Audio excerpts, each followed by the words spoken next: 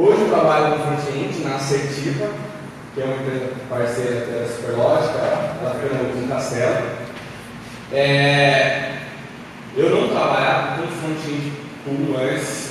Quando eu entrei lá, até falei para o pessoal, eles queriam um front-end lá, eu trabalhava, como eu falei, eu trabalho com front-end, mas eu trabalho com back-end, eu trabalhava numa startup e eu estou formando, então, mas o pessoal queria um cara para iniciar um projeto, front-end, eles não tinham front-end lá e me deixaram escolher tudo. E aí, tipo, eu escolho, os caras aceitam, porque hoje o front-end é assim, cara. Você chegar ali e os caras falarem, legal, e os caras não conseguem discutir, tem que fazer, você é o cara. E eu comecei, o framework que eu escolhi lá foi o React, que é o framework que todo mundo hoje meio que conhece na área de front-end. O pessoal trabalhava um pouco no Angular 1, eu já fiz algumas coisas no Angular 1, mas eu sei React, eu trabalhava com React. Só que quando eu comecei a mexer com React sozinho, eu falei, pô, eu sei React. E aí fui aprendendo durante o projeto, desenvolvi um dashboard para eles. Aí eu acabei criando o React Campinas, depois eu mostro para vocês, para ver quem trabalha com React Campinas, para conhecer o pessoal do front-end, do Metafront, eles fizeram algumas coisas de React. Então eu queria uma coisa específica que só falasse sobre React e o mundo React, que eu estou acompanhando. Bom, na verdade essa palestra aqui, ela é assim, ela é meio totalmente introdutória, então eu vou falar um bem básico, que é o front-end que ele trabalha, o que ele mexe, como começar. Quem não mexe com front-end, não é só ou nunca mexeu nada, ou sei lá. Tá. Assim, quem não sabe, assim, eu posso até, sei lá, durante o pouco falar um pouco de uma coisa mais básica ou mais avançada, dependendo se vocês quiserem. Bom, o que é um front-end? Na verdade, tem o front-end, ele é novo, então, assim, comparado com o back-end, assim, o termo front-end, ele é bem novo. Então, basicamente é o quê? A gente vai criar interface para web, para iPhone, então você não tem foco, criação de interface usando essas tecnologias. A base da nossa é essa, HTML, CSS, JS, e tudo deriva disso. Então não tem que fugir. Para ser front-end você tem que saber os três. Só que hoje comparado com antigamente, hoje é mais assim, você pode saber uma ou outra mais a fundo, entendeu? Dependendo de onde você está nesse front-end. Eu sou front-end, eu sei mais JS do que CSS. Eu apoio muito mais CSS, assim, dependendo do que você vai fazer com CSS, dá mais coisa que é. Você pode fazer CSS online, que é um pouco divulgado na comunidade do React. Então, assim, eu fui muito mais o CSS. E a HTML, então, dá para você se inspirar, mas eu sei mais JS. Bom, começando com o HTML. O HTML é a estruturação do seu site, então, quando você for construir. Você tem que saber isso porque você tem que começar com o HTML. Você pode fazer, por exemplo, o mundo front-end, você não fazer uma coisa, você vai fazer um mockup. Você pode fazer um mockup já começando com HTML. Você vai estruturar seu site. E por que é bom saber isso? Porque o conceito de tudo é baseado nesse conceito de usabilidade, de SEO. Cara, se você está errando, é porque você está entrando no HTML, entendeu? Você está entrando na estrutura do sua base.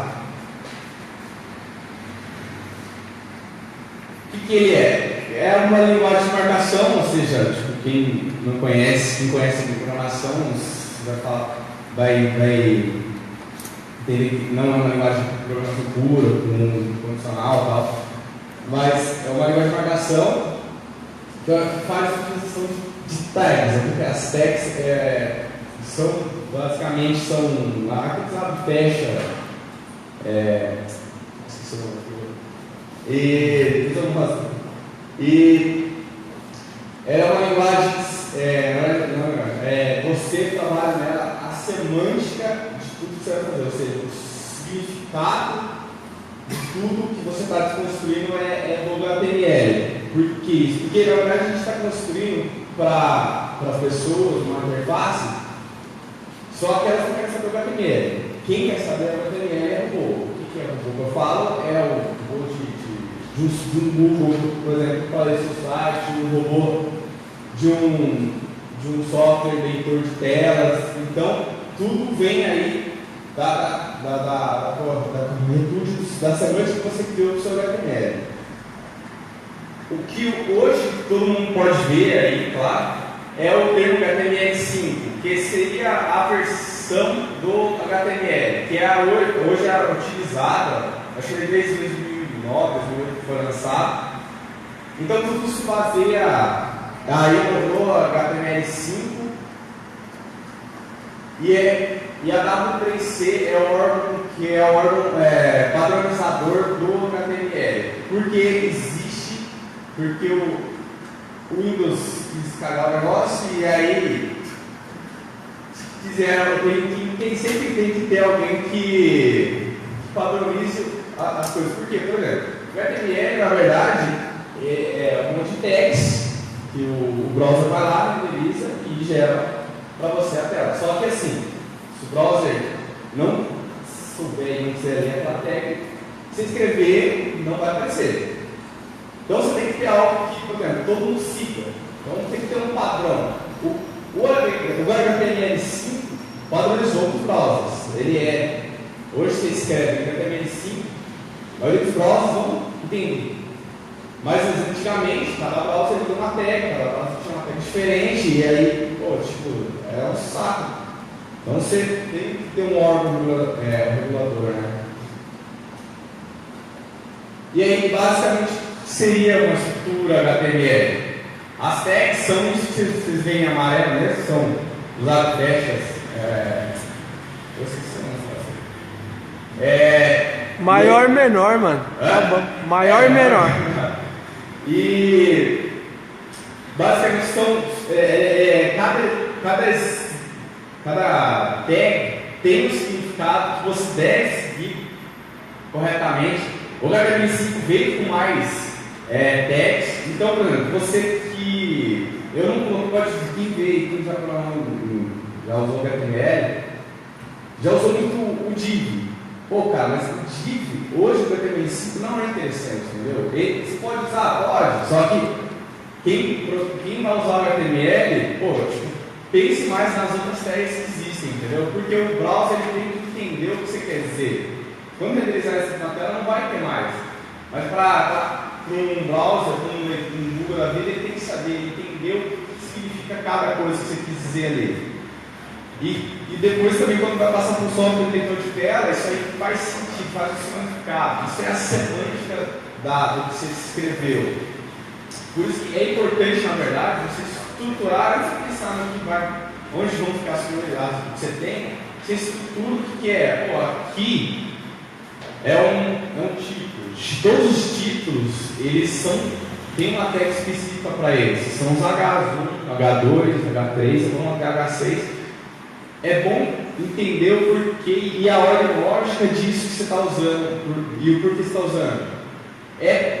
Isso aí, cara, depois que você vai passar por um processo de SEO, um processo de, sei lá, até para você ser bem melhor ranqueado pelo Google, você já não precisa se preocupar, sabe? Porque você já está usando algo que é padrão, entendeu?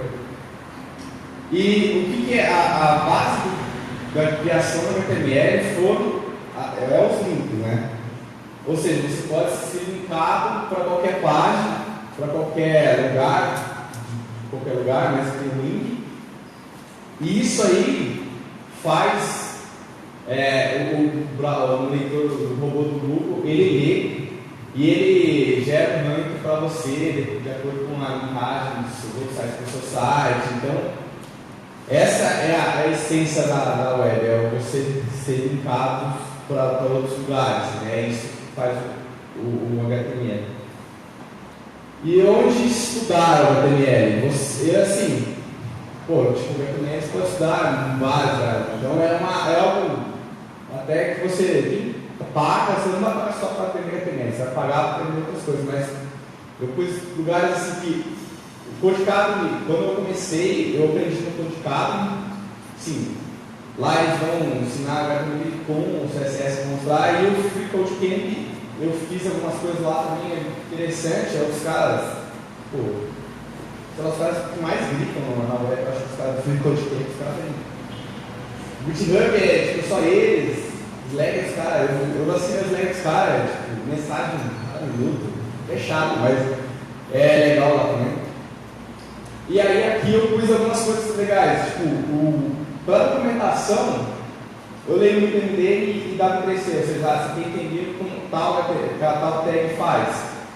É interessante ler o MD e dá para crescer, e esse HTML Box também é interessante demais, tem uns posts legais lá, para você ler sempre. É interessante. Bom, e agora o CSS. O HTML foi criado pelo criador da web, mas o criador do HTML ele só criou o HTML para mostrar, o cara era físico, então o cara só queria mostrar informações, linkar uma página na outra, e quando você chegava ali e tal. Só que, físico, matemática, o cara não está interessado na beleza da coisa, então, mas daí os estudantes os caras queriam mostrar algo melhor, porque eles queriam deixar algo mais bonito, algo mais atrativo. Então eles criaram o CSS, que é o que? Seu HTML é a estrutura de tudo. O CSS vem dando a forma para aquilo que você construiu, ele vem dando um acabamento, ele vem dando aquela polida. Ele é uma linguagem de estilo, ou seja, o HTML, a marcação é uma linguagem apenas de estilo. Ele usa seletores, ou seja, cada que você marca no seu HTML e a partir desse seletor ele vai dando as propriedades para ele. É uma linguagem de cascata, ou seja, o pai vem passando toda aquela propriedade para os seus filhos, então aqui é interessante entender isso também. Por exemplo, a gente apanha em CSS por causa disso. Quando você vai falar de CSS, todo mundo apanha em CSS por causa disso.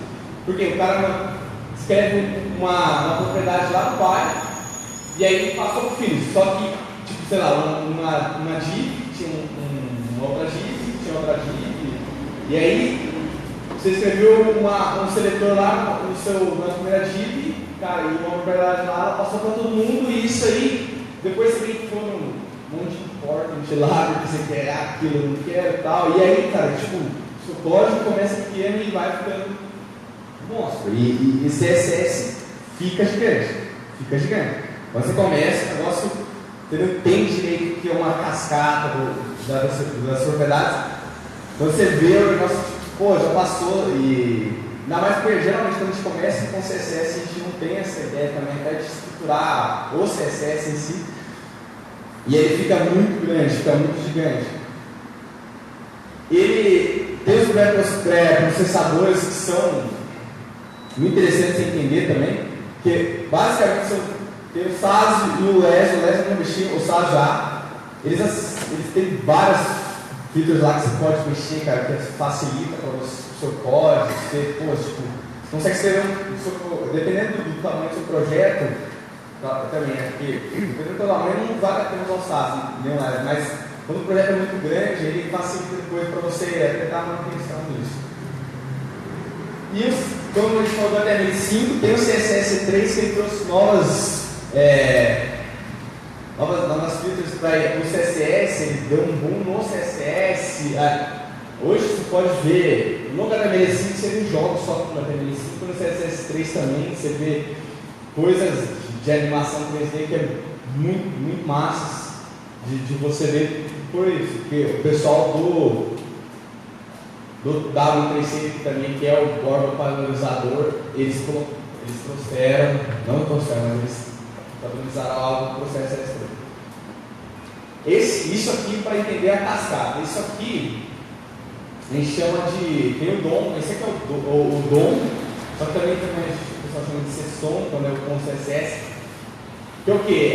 Quando o browser renderiza o seu HTML, ele vai e transforma numa árvore para você.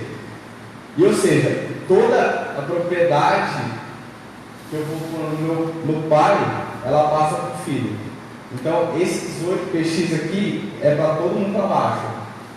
Mas quem está do outro lado, que é o irmão, né, agora, ele não pega. Então, por exemplo, esse display nome é para todo mundo que está para cá, mas não vai para lá. Então é interessante você entender que essa árvore, ainda mais entender o que é o DOM também, para você não ter depois também. Isso aqui é interessante entender quando você está estruturando seu projeto, para você não ter depois dor de cabeça com o seu projeto, do HTML, CSS. Isso aí é um código CSS, né?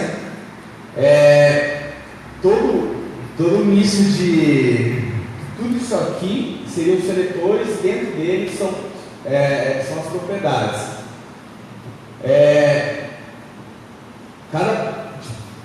Tem milhares de propriedades, então, mas assim, interessante é saber como você escreve algo para o CSS, ou seja, você escreve até, isso aqui são tags são tags names, né, que já são do HTML, e quando você escreve a sua, você pode escrever tanto um ID quanto um seletor, que eles são identificados com hashtag ou com ponto. E onde estudar também, os dois ficou de Cadme e ficou de quem também existem, né? E aqui só eu vejo até esse Rotos, eu coloquei CSS Tricks, que lá você vai pegar muita coisa legal também de CSS. Bom, mas como eu disse, eu sei mais JavaScript do que eu trabalho com React, né? E o que é o JavaScript, na verdade? O JavaScript é a interação de tudo. Por exemplo, você vai, você criou o seu HTML, sua estruturação, depois você mudou, mas agora você quer dar você quer dar uma vida para a sua página, você quer interagir com JavaScript. Você pode fazer algumas coisas com CSS3, mas não é tão poderoso como o JavaScript porque o JavaScript é uma linguagem de programação que roda no browser, ou seja, o browser tem um motor, uma engine lá, que ela consegue interpretar o seu código JavaScript. Ela é interpretada, né? Ela pode, ela é orientada a objetos, então é interessante saber disso, e ela é funcional. A orientação a objetos dela é um pouco diferente do comum, mas ela é orientada a objetos.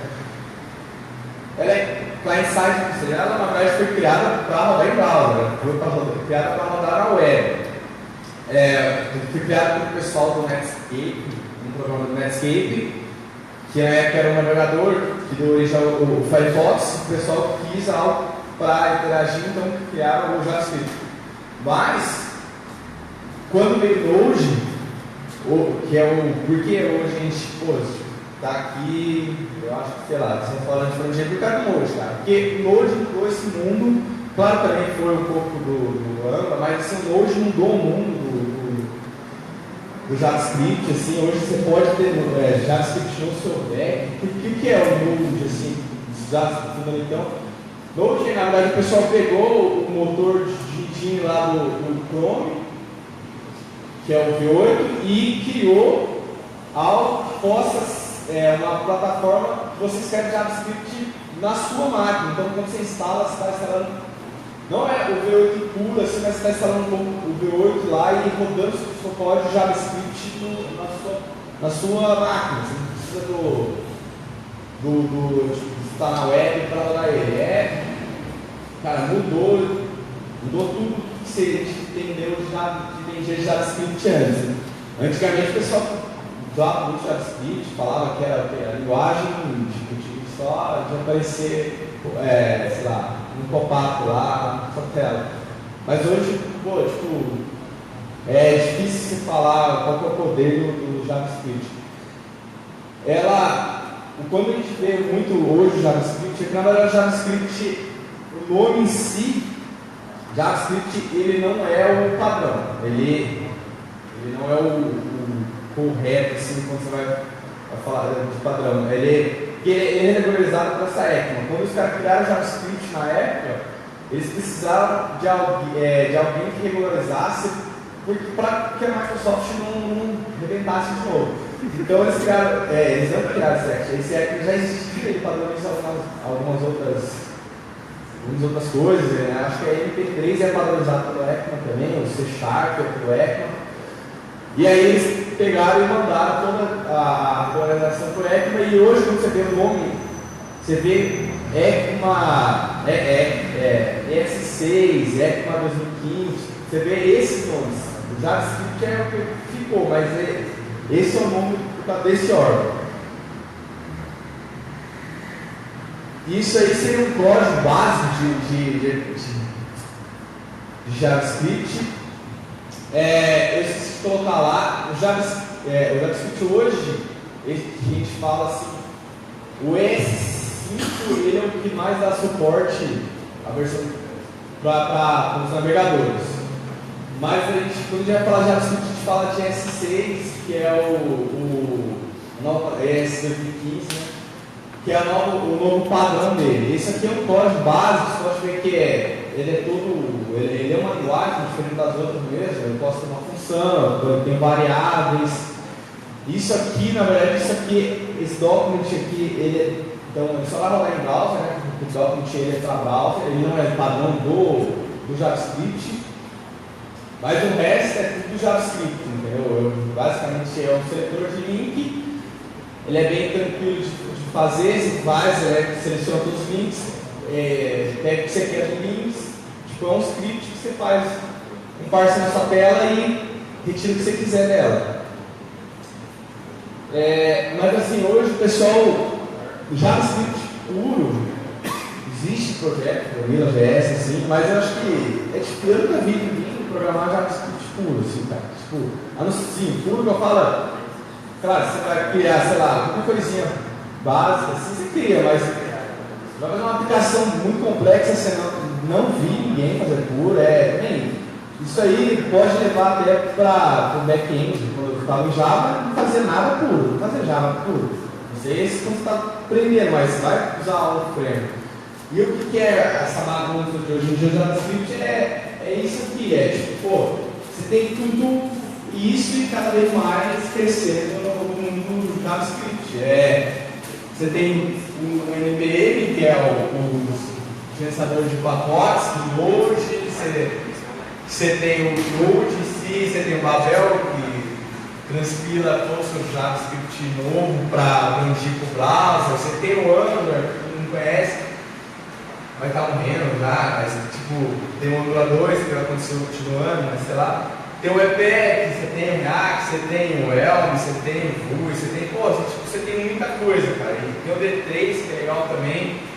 Você tem muita coisa em JavaScript. E quando você vai ver, coisas que a gente se perde. Mas o legal é entender o que é a linguagem, você aprende a linguagem, e aí você aprende o conceito do framework, claro. Muita gente eu já vi gente assim, por exemplo, quando foi começar em React, o cara tinha aprendido o JavaScript, não aprendeu. O React, ele é basicamente, ele é totalmente um JavaScript novo, ele é SC. E só que o pessoal apanhava para disso, porque o cara vem não entendeu o JavaScript que começa com React aí. Pô, você não vai entender uma livre, sei lá, que pode definir dele, mas antes de entender o que é a linguagem, entendeu? Você entende o framework depois, você entende o conceito do framework, o que você pode usar dele ou não, depois disso. Eu coloquei o Jim Carrey aqui também, porque, sim, o Jim Carrey, ele veio porque na época que ele nasceu, o JavaScript era muito difícil você fazer muita coisa com ele. Então o Jake Perry ele ajudou o JavaScript a continuar vivo mesmo, a fazer várias coisas, a facilitar o mundo. Hoje, com esse monte de framework que a gente vê aí, o pessoal já não olha muito mais para o Jake Perry, mas é interessante você saber ainda, você fazer para coisa, muita coisa, ele facilita demais. Eu coloquei isso. Cara, eu quando peguei Jake Perry, eu não gostei porque o cara que começou com o Jake Perry, assim, o problema do JavaScript é que é uma linguagem, quando você quer fazer algo para web, às vezes o cara quer fazer muito rápido, você copia código daqui, código dali, e cara, e aí o código praticamente a galera fala, quando o Jake Perry, quando o Jake Perry 1, o Jake Perry 2, e não consigo fazer esse modal aparecer nada, entendeu? Tipo, lá com bootstrap aqui também. E é porque é aquele negócio, cara, você não fez direito, você não começou direito, você não entendeu o que é o negócio e quando você vai ver o negócio está muito grande. Eu coloquei o Yarn aqui porque, cara, quem está trabalhando com o NPM hoje, eu acho interessante já pensar no Yarn aí, porque não que vá morrer o NPM, mas porque eles têm a mesma função, que é gerenciar pacotes, só que o NPM ele faz busca na web, o Yarn ele já faz primeiro local, ele sabe o local, depois ele salva, ele vai buscar na web, então é interessante só ver, depois entender aí o que seria esse Yarn para quem está vendo. Tá, mas beleza, a gente já entendeu o que é tudo, HTML, JavaScript, CSS, só que agora não é só isso, entendeu? Você tem que entender outras coisas também desse mundo. O que é REST e o que é uma API? REST, na verdade, é uma arquitetura, né? Que ela se contrapõe ao SOAP, que é outra arquitetura também, que ela basicamente, comandos mesmo de HTTP, né? Você consegue fazer interação com os seus servers. Então, você não... Para quem quiser trabalhar com SOAP, SOAP eu só vi o conceito, foi por causa da faculdade, mas eu acho mais fácil você fazer em REST do que você fizer a arquitetura do SOAP. Mas assim, é basicamente, por exemplo, você vai todo o seu código, JavaScript, CSS, HTML, ele está no client, ou seja, ele vai rodar no browser da pessoa, está no browser da pessoa. Qualquer interação que a pessoa fizer, se ela abriu um link seu, o seu menu, e aí, se você linkou para qualquer lugar, sei lá, o cara postou no Facebook, ele postou algo no Facebook, esse browser vai enviar uma URL para a API, que é o server, que pode estar em qualquer linguagem, Java, Python, HTML, Java, Python, C Sharp, sei lá, qualquer coisa. E quem é responsável pela interação de banco de dados, para salvar o post que você fez no Facebook, é a sua API. Então, o client, ele cria essa interação com essa arquitetura, que é o REST. A API seria isso, entendeu? Seria tipo, ela é o server conversando com qualquer client, ou seja, tipo, hoje a gente só cria um server, mas basicamente você cria um server para responder para qualquer um, para responder para qualquer plataforma, porque ela vai gerar o famoso JSON, que é o que? Uma notação, tipo, como se fosse algo, uma escrita mesmo, mas é uma escrita que lá o cara vai enviar para você, para seu cliente, o que você pediu, sei lá, você pediu o post do cara, o cara vai lá, escreve o post lá e devolve para você. Ou seja, a API antigamente ela devolvia o HTML, a página. Hoje ela devolve os dados e você, no cliente, você trabalha com os dados. Aí que está o front-end. O front-end vai pegar esses dados e vai fazer o que ele quiser. Ele pode consumir de qualquer API. Ou seja, se você hoje quiser ler dados do GitHub pelo seu cliente, vai lá na API do GitHub, do Facebook e pede por um método HTTP esses dados, entendeu? Você pede isso para a sua API. Isso aí cara, isso aí também tudo é feito por, como hoje a gente tem separado mesmo, front de back-end, assim, a maioria das aplicações elas estão se separando. É tudo feito via o famoso Ajax, que a gente conhece pelo jQuery. É feito para a nossa página ela consegue se comunicar com o nosso API. Tá, mas aí eu tenho também para a web, eu tenho o famoso fault tolerance. O que? Quando a gente vai escrever para a web hoje, como eu falei, foi para HTML5, tem CSS3, tem o JavaScript não é isso, mas os HTML e o CSS, dependendo do browser, dependendo do que você escrever lá, hoje a gente está se padronizando mais, sabe? Os browsers estão vendo, todos estão vendo o que cada um está fazendo e está implementando no seu browser, mas antigamente o pessoal escrevia, sei lá, um seletor lá e uma propriedade e esse browser não via. E aí, pô, tipo, na sua tela ficava uma coisa no Chrome, uma coisa no Firefox, outra coisa no IE, aí, pô, tipo, você falava, ficava gigante o código. Por quê? Mas como mesmo assim funcionava? Por quê? Tipo, você vai escrever uma linguagem de programação, se, sei lá, você escreve numa plataforma e manda para uma outra plataforma, sei lá, você escrever para desktop e tentar rodar no mobile, não vai funcionar.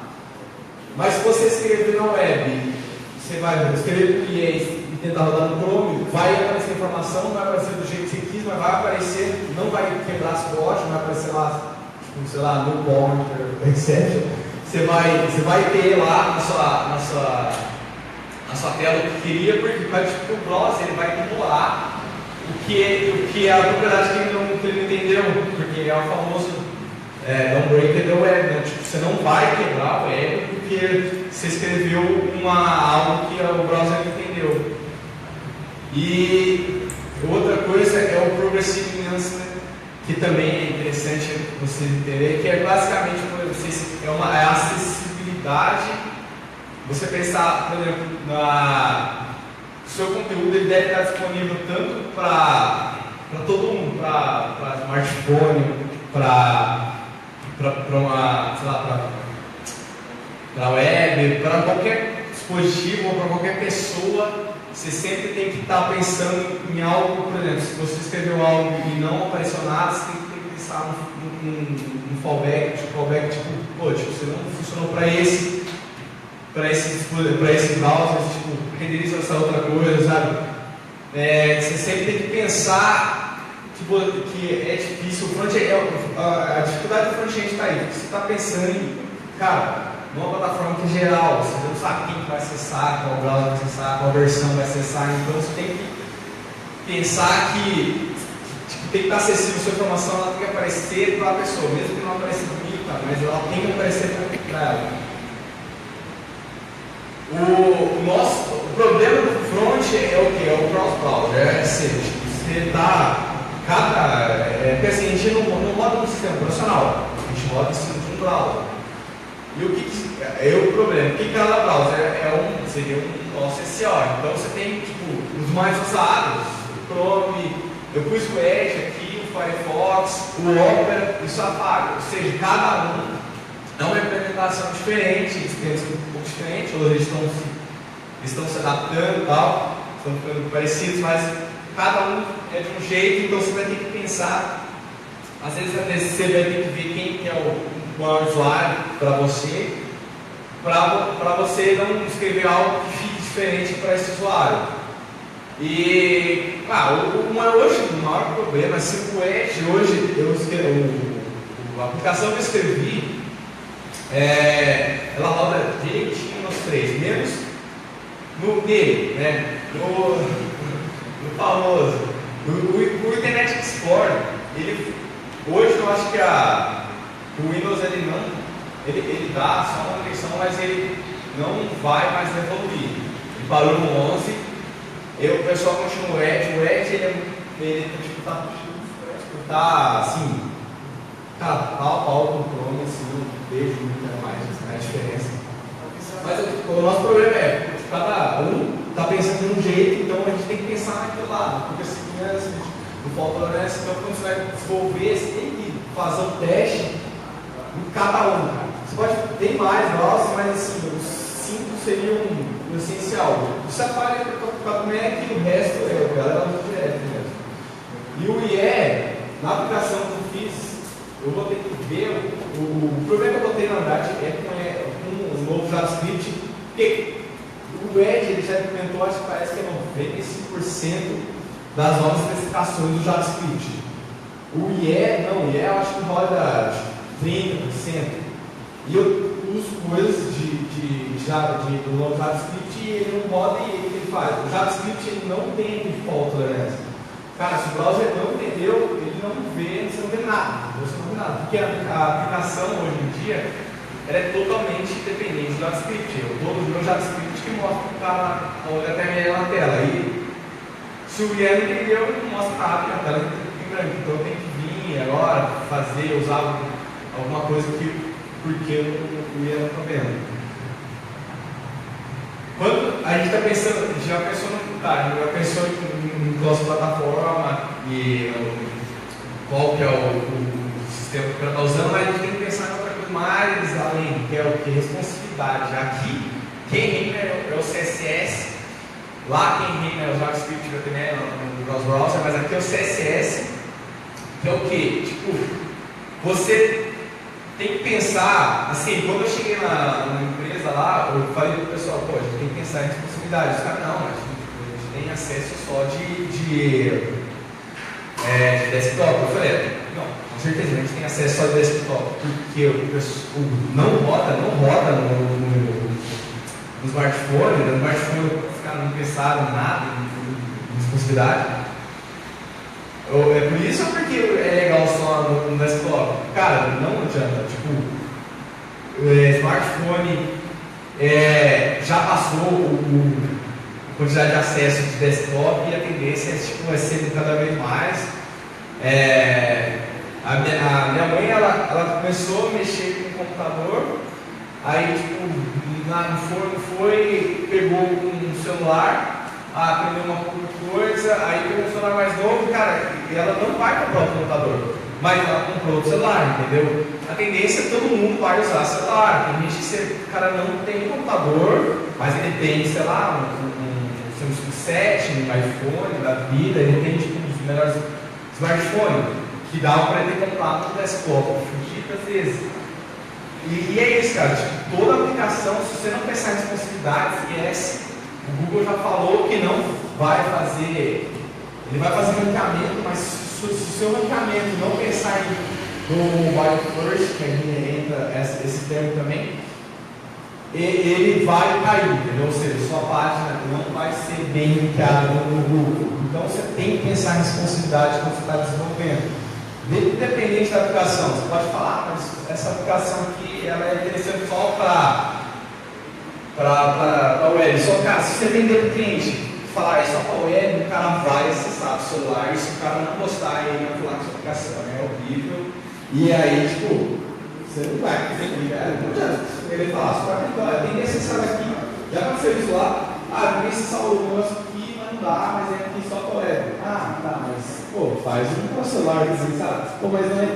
Então não vale a pena batalhar isso. A galera vai usar celular, então tem que pensar na responsabilidade. Controle de versão é assim, não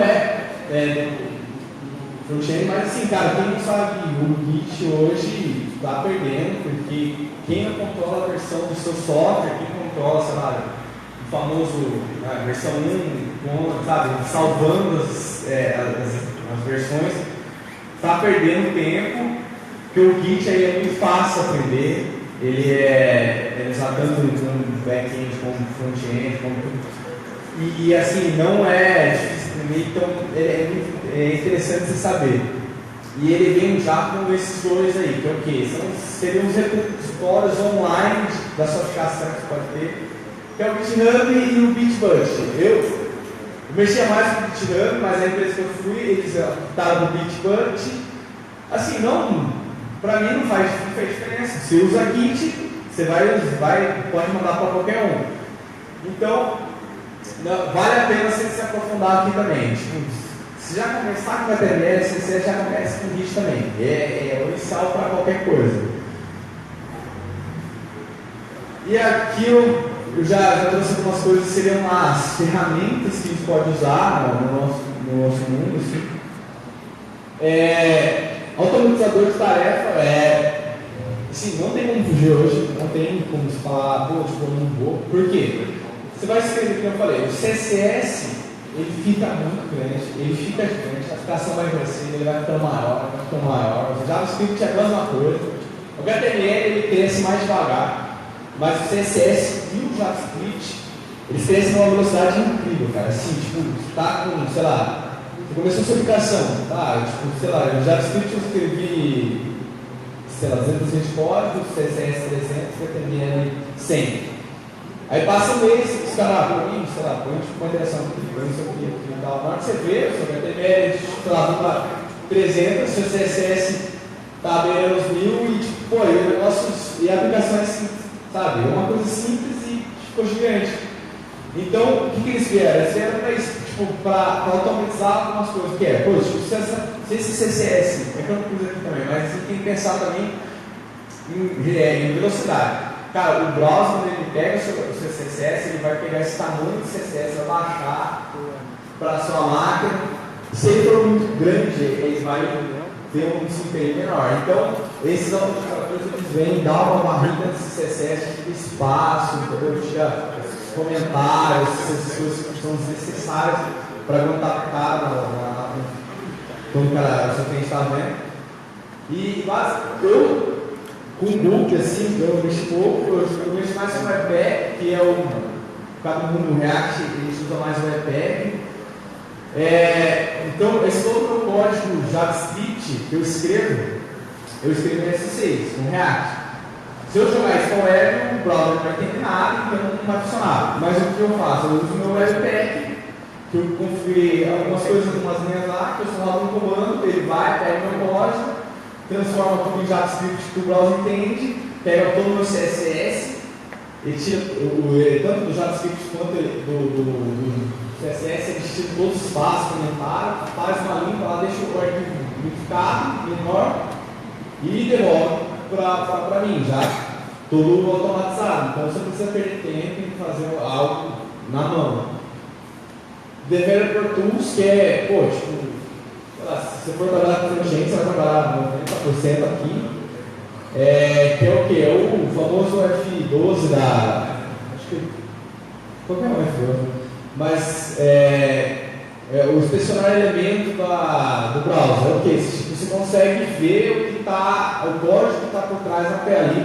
E a partir daqui você consegue rodar uns comandos, você consegue modificar na mão já o seu código. Sem precisar escrever, compilar, rodar todo o seu código no server e depois devolver para o cara. Pô, tipo, tem muita coisa aqui para aprender, você consegue, eu controlo muito para ver qual que é a velocidade de carregamento, eu não entendo muito nada.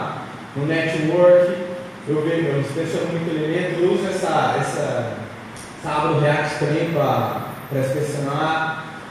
E tem muita outra coisa, tá ligado? Tipo, sei lá, esses dias o cara pediu, eu preciso ver se nessa página aqui tem tal imagem. E na página tinha muita imagem. Eu falei, tipo, eu não vou fazer um select por JavaScript. Vim aqui, abri, vi no network mesmo, você tem uma abinha lá, ver imagens, ver CSS, ver não sei o que. Você clica lá e ele mostra.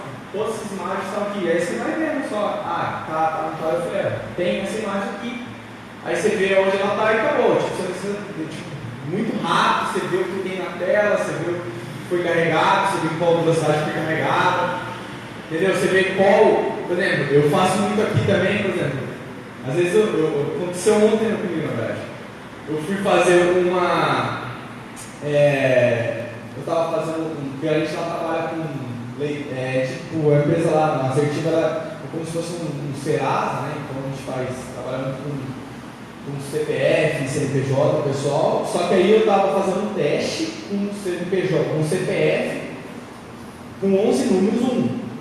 E aí, esperando o teste, era falhar. E não falhava, não falhava, não falhava. Eu falei, como falha esse negócio? Por que não falhava? Porque o cara do back-end tinha setado no banco o número 1 no teste dele também, e aí estava devolvendo para mim. E aí eu falei, putz, cara, eu estava usando o teste do cara, eu fazendo o teste, aí eu, fazendo a minha aplicação e vendo onde estava errando, fazendo debug, nada. Aí eu fui no network, vi qual que era coloquei lá em HTTP no que eu estava fazendo, tipo, qual que era a URL que estava batendo e que estava retornando para mim no protocolo, e vi que estava retornando um resultado. Aí eu falei, tem alguma coisa errada. Eu fui lá com esse cara e ele falou, é que a gente tem setado no banco esse CPF. Ele fez perguntando aqui. E outra coisa eu uso muito você quer fazer um teste. A gente lá usa a AWS para subir a nossa aplicação. Só que, cara, vou usar a AWS para ficar testando. E aí eu uso muito o Heroku. Por quê? Cara, você sobe no Heroku em Git. Então você só seta um remote lá com o Heroku e dá um Git push. Você só envia sua aplicação lá e já está online. Você pagar ele, você pode escalar ele também e tal. E é muito fácil, muito rápido. E aí, por exemplo, você falar, se eu fosse vir aqui e fosse mostrar para vocês a aplicação, provavelmente eu subir no Heroku e já está online, porque eu ia jogar na sorte para ver se ia rodar na minha máquina, né? Mas assim, você já está em produção, você pode mostrar para qualquer um, o cara fala, acessa aí no seu celular, dá uma URL e tal. E o GitHub Page também, para quem não conhece, é interessante ver muito. Se você for ver bem, no Facebook está hospedado no GitHub Page, tanto que o GitHub Page dá uma URL .github.io e ele só usa página estática, mas basicamente quando você usa toda a nossa aplicação ela é estática, a não ser quando você está usando um framework de JavaScript, mas então você salva lá no GitHub Page já está online também, não paga nada, então é bem tranquilo de mexer. E outra coisa seria as IDEs que a gente trabalha, basicamente tem várias outras, mas você vai ver muito no mundo aí essas aí, e essa aqui que eu trabalho muito, que é o Visual Studio Code. Essa aqui é para hipster, eu sei lá, cara. Eu tenho um amigo meu que escreveu um book lá no GitHub lá, cara, que é de Kim. Sei lá, cara. É que é muito hardcore, você tem que saber, se você está afiado, cara, qualquer um todos que você usar, ele é muito rápido. O Vim ele é mais rápido, porque ele roda no final, mas assim, eu acho bem doido, cara, é maluco, mas assim, eu acho que uma vez eu já usei pra se me achar rápido só, né? Mas não continuei. Eu usava muito Sublime, mas achei Visual Studio Code no Windows, achei que eu não sei, porque na internet eu obrigado a usar o Windows, mas eu só uso muito Linux. Eu estava usando em 4, aí eu achei o Visual Studio Code muito bom, muito rápido, com muitas features que é interessante aprender. É isso aí, pessoal. Se alguém tiver uma dúvida.